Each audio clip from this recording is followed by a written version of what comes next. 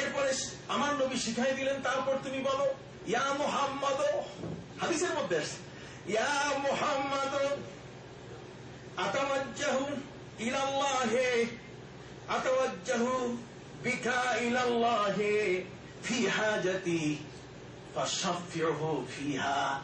হে মুহাম্মদ, ইয়া মুহাম্মদ, ইয়া মুহাম্মদ। নবী তাকে শিখাই দিলেন, বলো ইয়া মুহাম্মদ, হে মুহাম্মদ। তার ইয়া মুহাম্মদ শব্দটা হাদিসের মধ্যে আসছে, কতক্ষণ না। তার ইয়া মুহাম্মদ যদি হাদিসের মধ্যে থাকে, ইয়া আদম যদি কোরআন শরীফে থাকে, এটা যদি লেখা যায় উপরে, এটা যেমন জায়েজ। আর আল্লাহ নামের পাশে ইয়া আল্লাহ, ইয়া রহমান, ইয়া রাহিম, এটা লেখার পাশে যদি আপনি আপনার প্রিয় নবীকে মনের দিক থেকে তাকে সম্বোধন করেন ইয়া মুহাম্মদ, সেটাও লিখতে বাধা নাই। যেটা বলতে বাধা নাই সেটা লিখতেও কি বাধা নাই।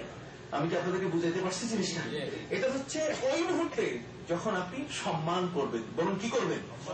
নবীকে সম্মান করতে গিয়ে ইয়া মুহাম্মদ শব্দ যদি আপনি বলেন, হাদিস শরীফের মধ্যে আছে ইয়া মুহাম্মদ আতাওয়াজ্জাহু বিকা ইলা রাব্বি, আমি আপনার মাধ্যমে আমার আল্লাহ ওয়াজ্জাহ হলাম, ফি হাজাতি, আমার সেই হাজতটা, আমার মাকসুদটা পূরণ হওয়ার জন্য, ফাশাফিহু ফিয়া, অতএব এ ব্যাপারে আপনি আল্লাহর কাছে আমার জন্য সুপারিশ করুন। সুবহানাল্লাহ। এটা নবীর যুগে নবী যেমন শিখাই দিয়েছেন অন্ধ মানুষটাকে, অন্ধ মানুষ তো নবীকে দেখেন না, কতক্ষণ না। এরপরে এই আমল কিন্তু এখনো আমাদের মাঝে কি চলে আসছে।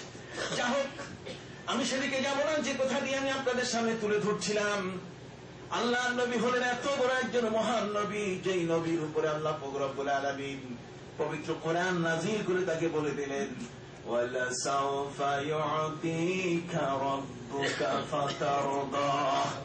হে নবী, আল্লাহ আপনাকে খুশি করার জন্য সবকিছু তিনি আয়োজন করেছেন। আপনি এমন জিনিস আল্লাহর পক্ষ থেকে পেতেই থাকবেন যেটাতে আল্লাহ আপনাকে খুশি করবেন, আপনি নবী খুশি হয়ে যাবেন। আল্লাহ চাচ্ছেন তার নবীকে কি করতে? খুশি করতে, নবীকে খুশি করতে। সমস্ত নবী খুশি করছেন কাকে? আল্লাহ খুশি করতেছেন কাকে? আমার নবীকে। এখন আপনার প্রশ্ন যে আল্লাহ আমাদের নবীকে খুশি করতেছে, আল্লাহর কি ঠেকা পড়ছে? আমি তো আগেই বলবো যে নবীর মহব্বত, আমরা যতটুকু নবীকে মহব্বত করি তার চেয়ে বেশি করেন কে? আল্লাহ। আমার নবীর প্রতি আল্লাহর মহব্বত অনেক বড়।